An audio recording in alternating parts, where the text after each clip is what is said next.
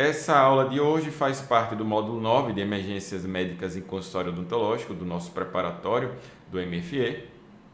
Como eu disse, né, é só de praxe colocar aqui esse slide, mas já me devidamente apresentei no primeiro dia. Vamos lá, suporte básico de vida. Primeira pergunta que eu faço é sempre: por que estudar esse tema? Qual a importância de estudá-lo?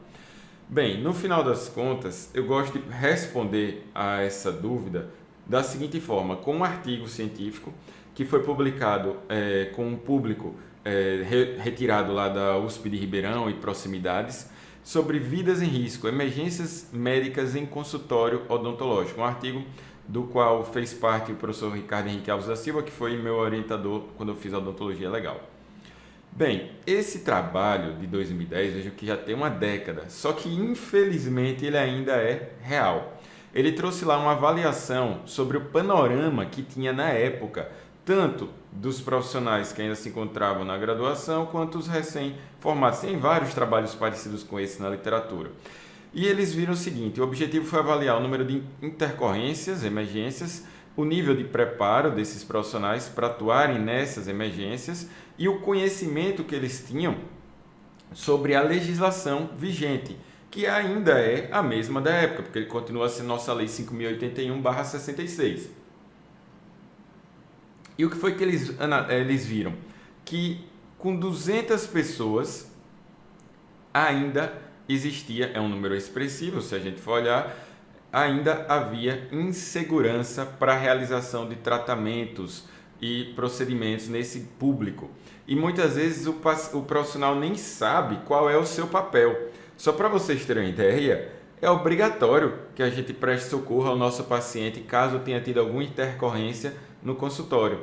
Tanto é que foi verídico, né, essa informação, que eles encontraram lá o seguinte: a maior parte daqueles que tinham alguma experiência em suporte básico de vida, ou pelo menos que dizia, né, no momento do questionário, do survey, que eles tinham experiência, eram especialistas. A gente vê que especialista em geral hoje tem algum grau de aulas ou de preparo um pouco melhor do que quem está na graduação, porque na graduação, eu digo por já ter ensinado em algumas instituições, nem sempre é obrigatório estar lá o tema, a disciplina emergências médicas. Já na pós-graduação já se tornou obrigatoriedade, conforme a gente vai ver agora na introdução dessa aula. E a maior parte desses profissionais acabaram fazendo em cursos extracurriculares, ou seja, nem foi na especialização, nem no mestrado, nem no doutorado, nem na graduação. Em geral, foram cursos direcionados para o suporte básico de vida. O que não foi aqui visto se eram cursos oficiais, que a maior parte das pessoas fazem cursos não oficiais. Até a diferença de investimento financeiro é relativamente expressiva. Agora, veja, vários desses profissionais que não se sentiam capazes tinham até tratamento, tinham até treinamento. E aqueles que sentiam-se capazes, eles tinham algum treinamento também. Então, essa parte que fica até um pouco confusa no trabalho é para ilustrar o seguinte: muitas vezes, independente do tipo de treinamento que você teve, você não vai vivenciar isso no seu dia a dia. Pode ter certeza, não sou eu, professor Tiago, que estou falando, não. Está disposto em artigos, e a gente vai ver ainda mais outro aqui no decorrer dessa aula. E no final das contas, como a gente não é exposto o tempo todo a situações emergenciais, graças a Deus, a gente vai ter uma dificuldade, às vezes, de lembrar protocolos, de colocar em prática o que foi aprendido no treinamento. Então, no final das contas, o ideal é prevenir. A palavra que eu já deixo claro aqui é: prevenção é realmente a melhor forma de evitar emergência. E a prevenção parte sempre do seguinte princípio, já estou até adiantando, aulas até posteriores que possam vir a ter. A prevenção, ela começa já controlando a ansiedade do paciente. Por quê? Porque a maioria das emergências tem a ver com crises de ansiedade. E no final das contas, os episódios, a quantidade de vezes que esses profissionais tiveram um ou mais situações emergenciais em consultório, a maioria não teve nenhuma. Mas nesse trabalho, cerca de 37,5 tiveram 1 a 2 e quase um pouco mais da metade disso aqui teve 3 a 4. Então, vejam a importância disso acontecer para o controle de todos nós no nosso dia a dia. Emergência médica, hoje em dia, ela é obrigatória e a carga horária mínima descrita é de 15 horas, isso em pós-graduação. Está aí nas resoluções do CFO desde 2012. Não é para a graduação, tá? Antes que alguns de vocês que sejam ainda graduandos comecem a reclamar das suas universidades. Via de regra, até o presente momento, elas não têm a obrigatoriedade durante a graduação, ok? Agora, perante a Lei 5.081 de 66, no artigo 6º, está lá, compete ao cirurgião dentista prescrever e aplicar medicação de urgência no caso de acidentes graves que comprometam a vida e a saúde do paciente. Em outras palavras, a interpretação que fica desse exercício da odontologia em todo o território nacional é o seguinte: independente da situação, aconteceu no âmbito da sua clínica, do seu consultório, você estando lá, é obrigação sua e dos outros profissionais prestarem socorro àquele paciente e não sair correndo, fugir. Claro, você vai ligar para o serviço médico de urgência e emergência, claro que vai, mas você não pode deixar de lado a importância de ter alguma noção, algum conhecimento em relação a isso. De jeito nenhum. E por isso eu gosto de, logo após falar essa parte, trazer aqui bibliografia recomendada. Temos 3 livros que eu indicaria muito mais para vocês. O do meio, que é do Eduardo Dias, do mesmo autor de Terapêutica, e do José Ranalli, mesmo ele já estando um pouquinho mais antigo e tendo só uma coisinha ou outra mais desatualizada, e também esse aqui do Fontoura. É um que está bem ilustrado, que serve muito para estudar, dá para fazer tranquilamente resumos muito direcionados desse livro aqui. Já o Malamed fica para quem quer mais assim aprofundar no conteúdo.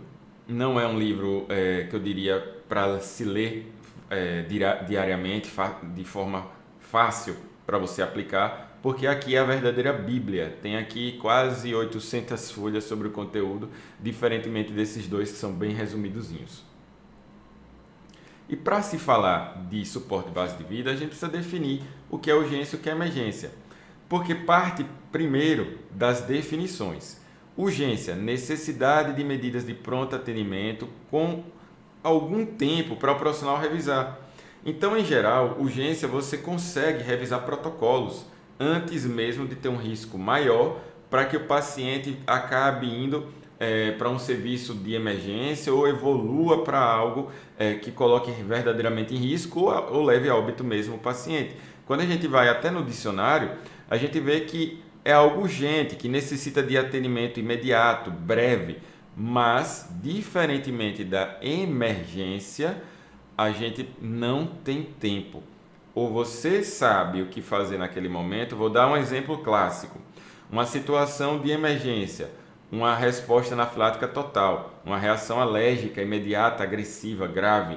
Com isso você já pode ter de forma abrupta, não só edema palpebral, ter edema de lábios, prurido, vermelhidão, coceira. Não, pode já ir praticamente direto para um edema de glote e você vai ter aí uma obstrução de via aérea e você vai ter dificuldade aí de contrapor se você não souber as medicações que você vai utilizar no paciente. Então, isso é uma situação de emergência, ou você sabe o que fazer ou o seu paciente pode ir a óbito. Então, emergência é uma situação crítica, risco de óbito ou de vida, diverge de autor para autor como define, iminente. Pode acontecer ali a qualquer instante e, na verdade, às vezes em menos de poucos minutos.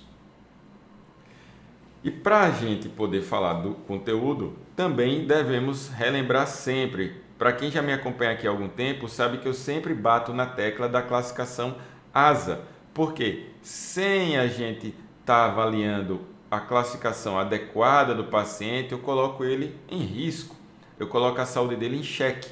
Então, a gente vai sempre estar avaliando a classificação ASA para saber se o paciente está ou não apto a receber tratamentos, especialmente tratamentos mais invasivos. Quanto mais invasivo for, maior rigor a gente deve ter no tocante à classificação ASA. Nunca se esqueçam disso. E as situações de emergência, a gente vai ter o seguinte: uma sequência de manobras, vocês vão ver que, em geral, a gente não vai precisar de equipamentos especializados.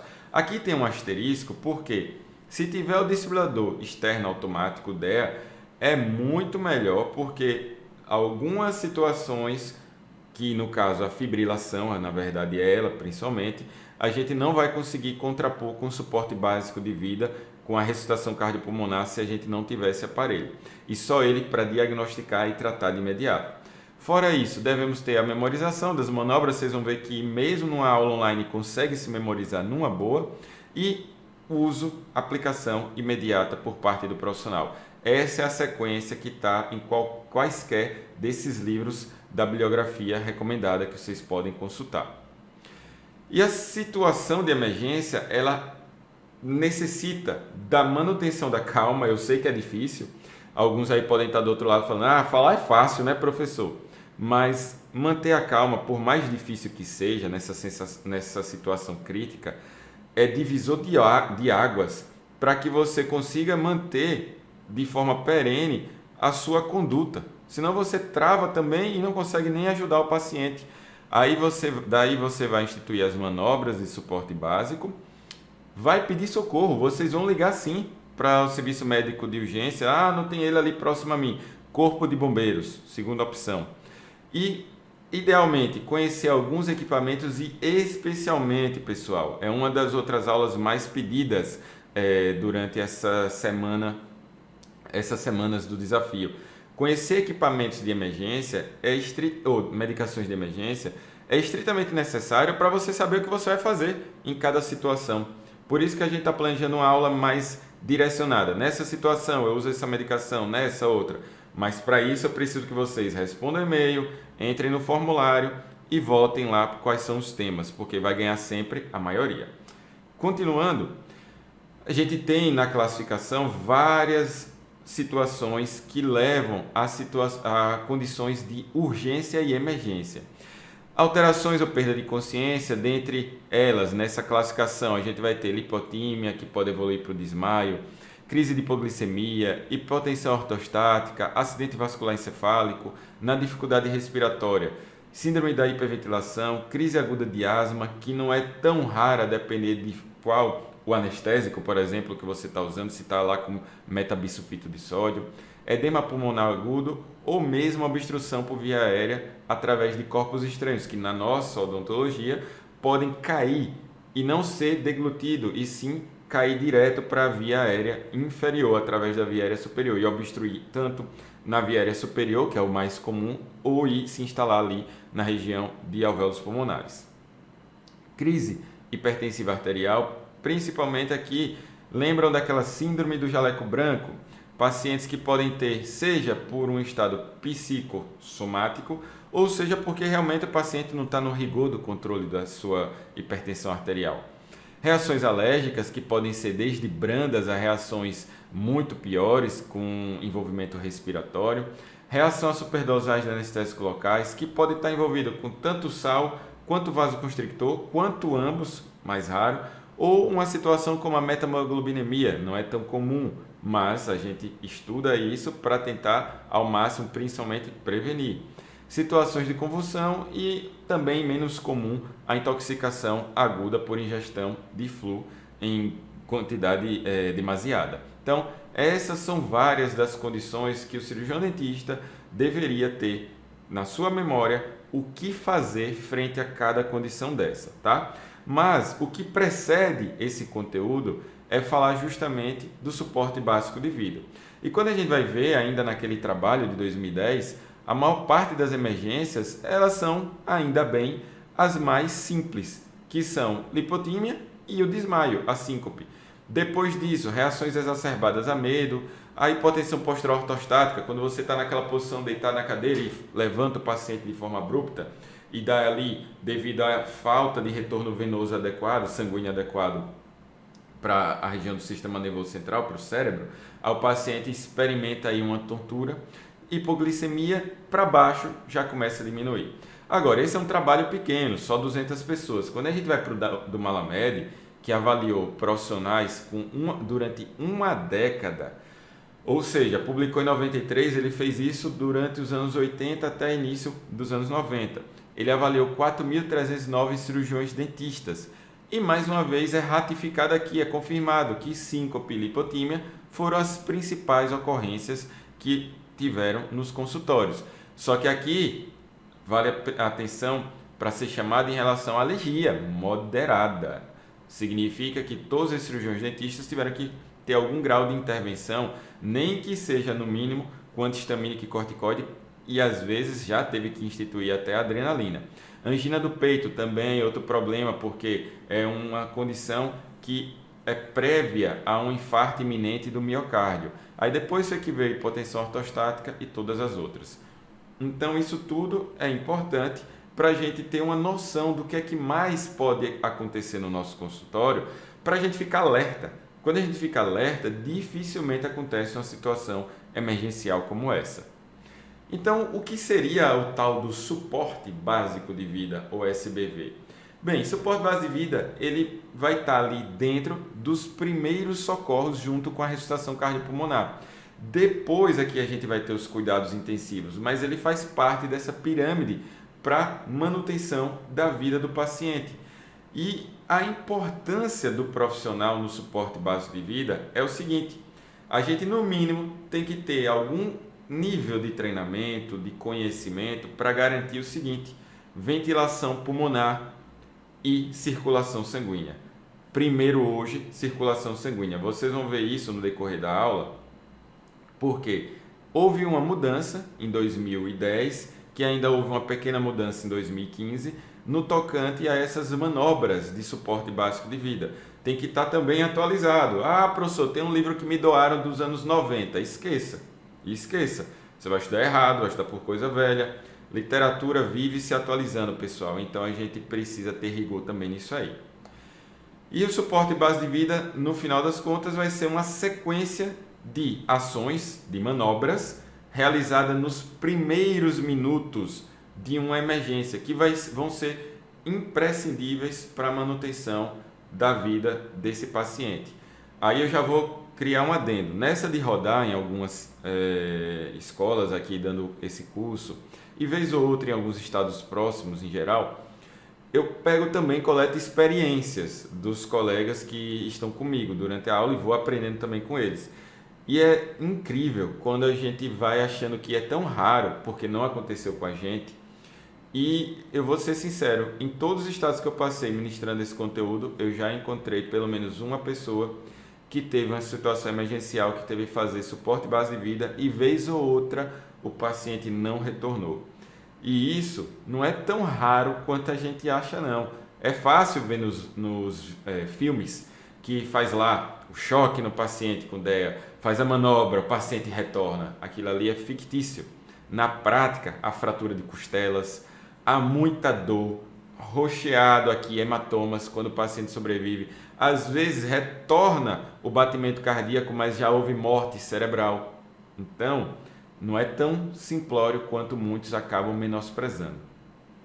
E no final das contas, para se tomar uma decisão baseada na melhor evidência, para poder mudar ao longo do tempo os protocolos, isso aqui é vídeo, tá, gente? Não tem como passar aqui, tem uma incompatibilidade, passar um vídeo dentro daqui da plataforma. Mas só para vocês terem ideia, eu deixei isso aqui só para ilustrar para vocês o seguinte. Imagina que antigamente médicos preconizavam o fumo. E só depois desse artigo foi que se descobriu que o tabaco estava associado a carcinoma pulmonar. Por que eu estou falando isso para vocês? Porque a evidência científica que veio lá com Art Cochrane, foi ela que impossibilitou, e vou passar essa parte um pouco mais rápido, tá? Vocês vão sentir, para a gente não gastar tanto tempo nisso e adentrar o conteúdo específico. Mas foi através da evidência científica que a gente pôde ir fazendo estudos para saber o que é melhor para as pessoas. Quem está aí do outro lado deve ter estudado em alguma época que a quantidade de manobras era 2:1, 2 respirações para uma compressão, depois mudou.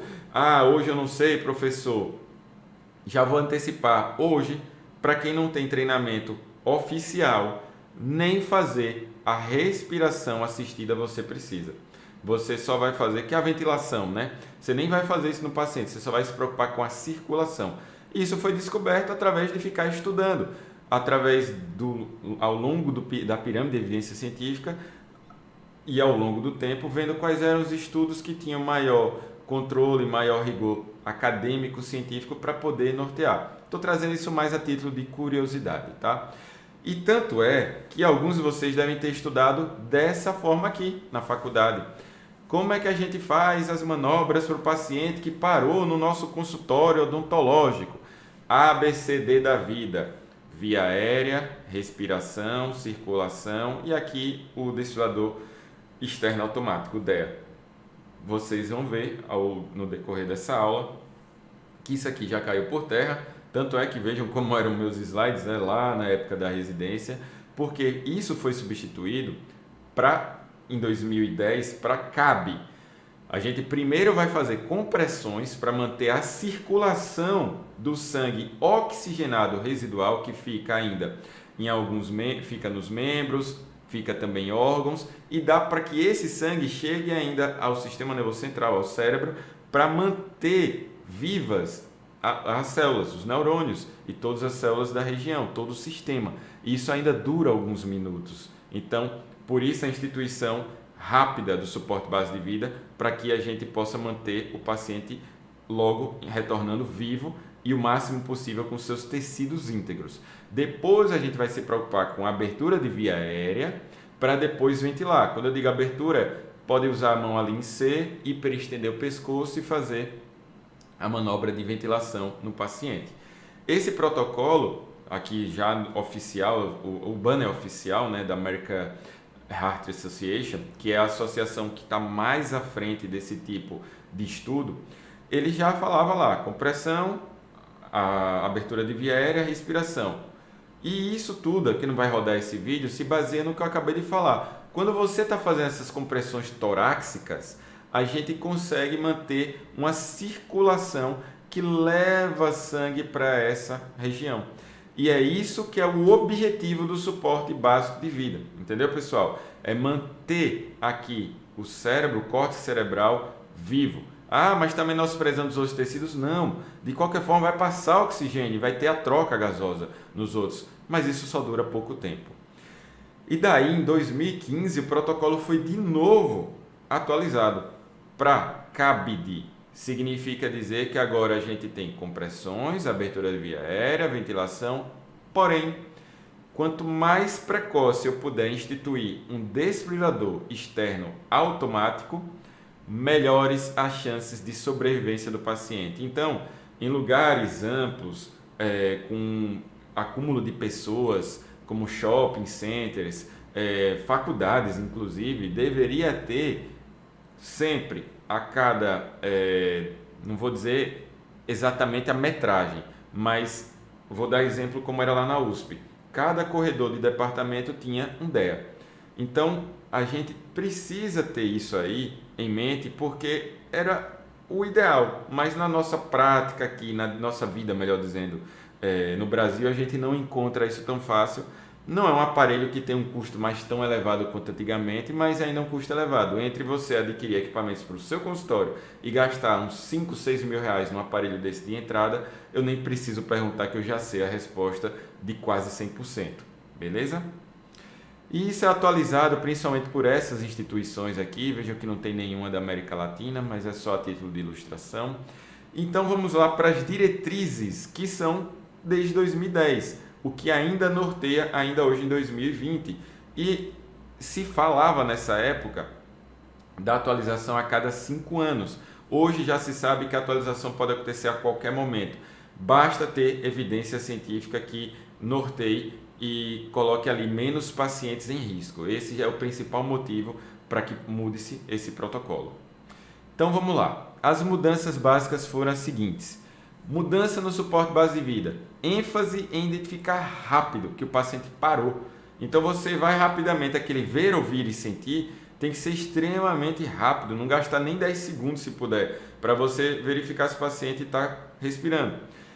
Também é tentar verificar rápido se o paciente está com o gasping ou respiração agônica, aquela respiração em grunhido. Eu não vou conseguir passar o vídeo aqui, mas eu vou colocar esses vídeos depois no grupo do Telegram. Então, para quem estiver no Telegram, vocês vão ver como complemento, quando o paciente faz...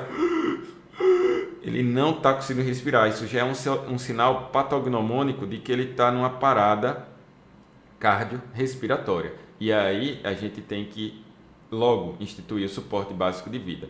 Então essa respiração agônica ou estridente, ela vai ser caracterizada pelo seguinte: respirações bem espaçadas, que por mais que você pense que o paciente faz a inspiração, ela não é eficaz, porque os sistemas estão parando e, portanto, parece que ele está até com alguma obstrução.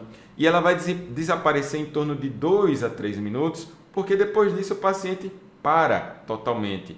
Aqui é o vídeo oficial da American Heart Association, que esse ator, esse senhor, ele imita os sons, e eu vou passar para vocês mais tarde, beleza? Mudanças ainda no suporte básico de vida.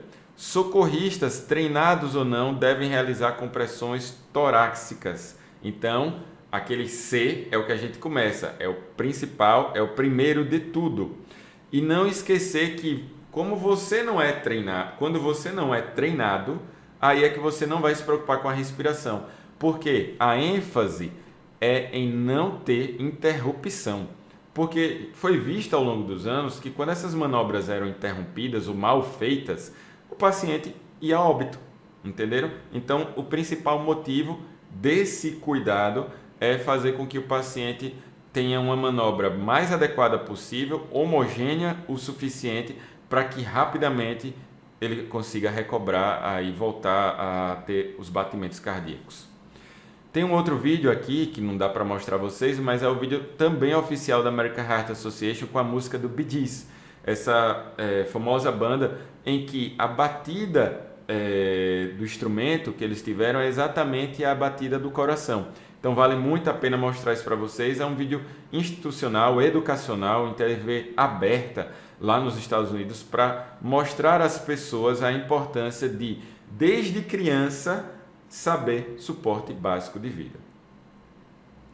Mudanças ainda, socorristas treinados, esse sim, já que são treinados. Eu já fiz o treinamento lá atrás, quando estava no final da residência. Tem um custo, como eu disse a vocês, da última vez que eu parei para ver, acho que foi meados de 2017, 2018, estava por volta de uns R$1.000 um treinamento desse, era de 2 dias e só ganha carteirinha quem for aprovado, né? Tem uma prova.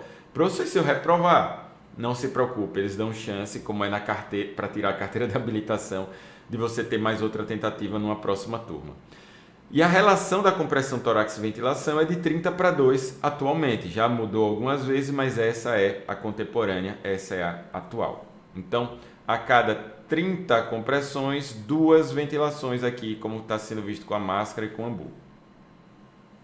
Já os leigos, e quando eu digo leigos, somos todos nós que não temos certificado advindo de um treinamento oficial. Ah, mas eu tenho um certificado de um treinamento que eu fiz ali de um turno numa escola. Ah, eu fiz um curso de um dia na faculdade.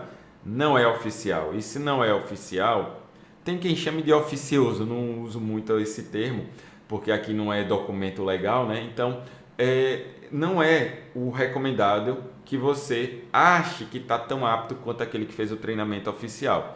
Então, socorristas leigos, apenas o C, compressão. Pelo motivo que eu já falei previamente, risco de perder tempo precioso em tentar conduzir as duas manobras. E aí essa imperfeição de combinação vai levar a prejuízo, porque você não faz nem a ventilação direito nem a compressão. E hoje já se sabe que entre ventilação e compressão, a compressão é mais importante do que a ventilação. Por quê, professor? Por mais que a gente, na hora de expirar, a gente leve, ou melhor, tire oxigênio também do corpo de volta para o meio ambiente, para aquele paciente, o paciente que está ali parado, paciente que perdeu a consciência, ele não vai ter ainda essa capacidade de inflar o pulmão de forma adequada para aproveitar, fora que o que também vai em torno de lá de uns 20%. Não é o mesmo teor que a gente tem no oxigênio na pressão atmosférica que a gente respira. Então, a circulação é mais importante ser mantida, já que tem sangue ali ainda oxigenado. Então, no total disso tudo, o suporte básico de vida é o oposto da parada cardiorrespiratória, que é a interrupção brusca da oxigenação sanguínea porque a circulação parou. E o suporte básico de vida, conforme eu estava falando, ele vai ser o contraposto disso aí. É a gente tentar fazer com que volte a ter circulação, carreamento de oxigênio. E com isso a gente precisa desobstruir via aérea, dar assistência circulatória e ventilatória. Aqui, apesar da definição lá oficial 2010 colocar sem necessidade de qualquer equipamento especial, eu ressalto mais uma vez a necessidade do DEA para utilizar de forma mais precoce possível. E a cadeia de sobrevivência ela muda um pouquinho do intra-hospitalar para o extra-hospitalar. No extra-hospitalar a gente vai estar no consultório, a gente vai ter que ligar para o serviço médio de urgência, instituir manobras e, se tiver o DEA, fazer a desfibrilação o mais rápido possível até chegar ao serviço mais complexo, para que a gente possa encaminhar para o paciente ser encaminhado para o serviço intra-hospitalar. E isso vai, às vezes, ser o fator divisor de águas da manutenção da vida ou não do paciente, é que a gente, enquanto profissional, saiba fazer ressuscitação cardiopulmonar. Por isso que essa aqui é a figurinha que explica toda a aula. Tirando esse escudo primeiro, porque a gente não está lidando com a cinemática do trauma.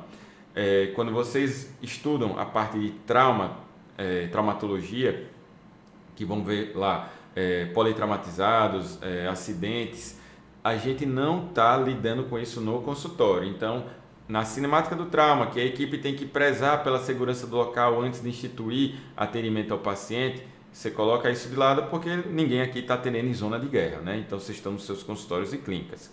Então, a gente já vai verificar a responsividade do paciente. Então, a gente vai ver se ele está respirando, colocar a mão no ombro para perguntar: fulano, fulana, não respondeu, viu que não está tendo o tórax está expandindo, parou. Então já fala com sua USB, o seu USB, para ligar para o serviço médico de urgência, o SAMU 192, né?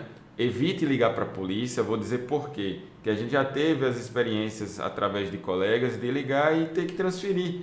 Aí transfere a ligação, vai perder mais tempo, então você ligue diretamente. Daí, enquanto o outro profissional que está com você vai acionar o SAMU, você já vai verificar respiração, pulso e responsividade, tudo ao mesmo tempo. Apesar desse ciclo aí, desse fluxograma, é quase que ao mesmo tempo. Viu que parou? Aí você começa as compressões e ventilações na proporção de 30:2 se for treinado. Se não for treinado, esqueça, faça só compressões. Mesmo que canse, você vai fazer. A adrenalina vai lá nas alturas e pode ter certeza que você vai instituir e vai suportar algum tempo. Quanto é a quantidade que eu preciso fazer, professor, para que eu tenha um rigor de manter ao máximo ali aquele coração bobeando sangue? Uma frequência de 100 a 120 compressões por minuto. Por isso que a gente fala que tem que cantar o número. Isso cansa mais ainda. Então vocês vão lá. 1, 2, vai falando para não se atrapalhar. A profundidade no adulto em que você vai comprimir o tórax é algo em torno de 5 a 6 centímetros. Eu não vou dizer que isso é tão fácil de a gente perceber. No boneco a gente tem alguma noção, tem um boneco aqui. Vou até mostrar para vocês uma ilustração simples só de que ele tem uma característica de luminosidade. Quando a gente comprime o suficiente e na quantidade e frequência suficiente, acende uma luz na testa e vai através da cervical para ilustrar que está sendo bombeada adequadamente, em tese, né? Claro que não é perfeito. E essa informação ela é crucial. Mesmo que você faça compressões torácicas tecnicamente perfeitas, a perfusão cerebral obtida não vai chegar nem em 30% do valor normal. E, no final das contas, o nosso encéfalo exige 20%. Pare para pensar, 10%, que não são 10%, é um pouco menos que isso, é o que a gente tem entre o nosso erro e a manutenção da vida do paciente. Então, é muito sutil, a linha é muito delgada, muito tênue. Então, por isso a importância de seguir direitinho as orientações que a gente está passando nessa aula, para que você não tenha a possibilidade de estar indo num erro e já levando o paciente a provavelmente não ter essa perfusão mínima. E aí fica também a informação que a gente viu variações ao longo dos anos na literatura, e hoje o que a gente tem é o seguinte: adultos, independente de 1 ou 2 pessoas fazendo socorro, continua sendo de 30:2 desde que treinados. Crianças ainda continua tendo a variação, né, de 15:2 se forem 2 socorristas, e bebês, tá? Não vou entrar no mérito dessa discussão, porque senão não vai dar tempo de concluir a aula, e essa de hoje eu pretendo passar ela na integridade para vocês, na totalidade, mas fica aí essa informação. O movimento que a gente faz é de joelhos. Ah, professor, pensei que eu podia fazer na minha cadeira. Não faço na cadeira. Várias cadeiras não são fixas no solo, apesar de você nunca ver nenhum paciente cair, mas imagina você fazer a compressão e cair com o paciente. E você vai fazer movimentos ascendentes e descendentes, jogando o peso do seu tórax, ou do seu corpo, desculpa, ali no tórax do paciente, com as mãos dessa forma aqui, utilizando essa região aqui da palma da mão, a região mais inferior próxima ao punho. E a região anatômica torácica que a gente vai comprimir é o mais próximo possível das costelas, das últimas costelas. Por quê? Porque quanto mais superior, próximo à cervical, a gente vai estar ali no corpo do externo, no manúbio. E é no processo chifoide que a gente vai ali almejar um pouco ali na linha intermamilar, um pouco abaixo dela, porque é nessa área que eu vou comprimir melhor o diafragma do paciente, porque aqui na caixa torácica, próximo ao coração, eu não vou conseguir, devido a essa proteção anatômica que a gente tem. Como eu disse, né? Se você for treinado, você vai tentar computar, vai tentar se tornar hábil para fazer essas 2 manobras ao mesmo tempo, e não é fácil você conseguir na prática. Passamos do C, que é compressão, vamos para a abertura de via aérea, que é o A. Então vocês inclinam para trás, pode elevar o ângulo da mandíbula, e aí alguns podem perguntar, mas professor, por que isso?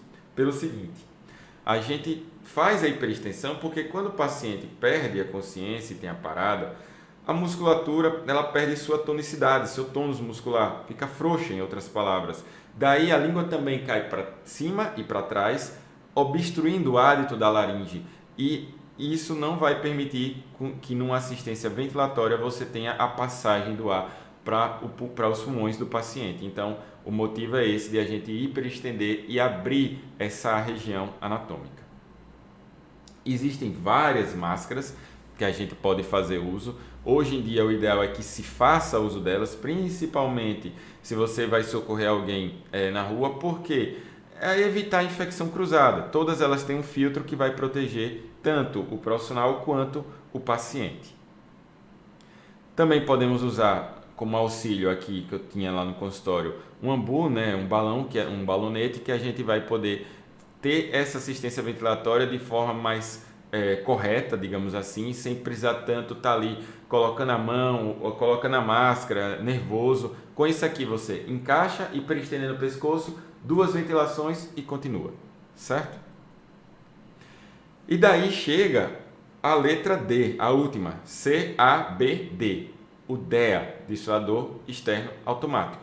Hoje ele é considerado o principal fator determinante da sobrevivência de uma parada cardiorrespiratória. Por quê? Porque a gente não sabe se o paciente está precisando. Então esse aparelhinho aqui, ele é um aparelho computadorizado, intuitivo. Uma criança, gente, de 5 anos, 4 anos usa isso. Tanto é que tem vídeo no YouTube. Para quem tiver curiosidade quando acabar a aula, vá ver lá. Eu assisti certa vez, inclusive procurando material de aula, eu lembro da Ana Maria Braga, no programa dela, mostrando lá que uma criança, acho que era um bombeiro, estava ilustrando, ou era um médico, que até uma criança conseguia utilizar, tá? Porque ele consegue identificar a situação e ver se é necessário ou não descarregar o choque no paciente. E a importância desse aparelho está aqui nesse slide. Quando ocorre a fibrilação, o paciente vai estar na sistolia, ou seja, a parada total, não vai ter, nem adianta você ficar comprimindo o coração, que ele não vai retornar.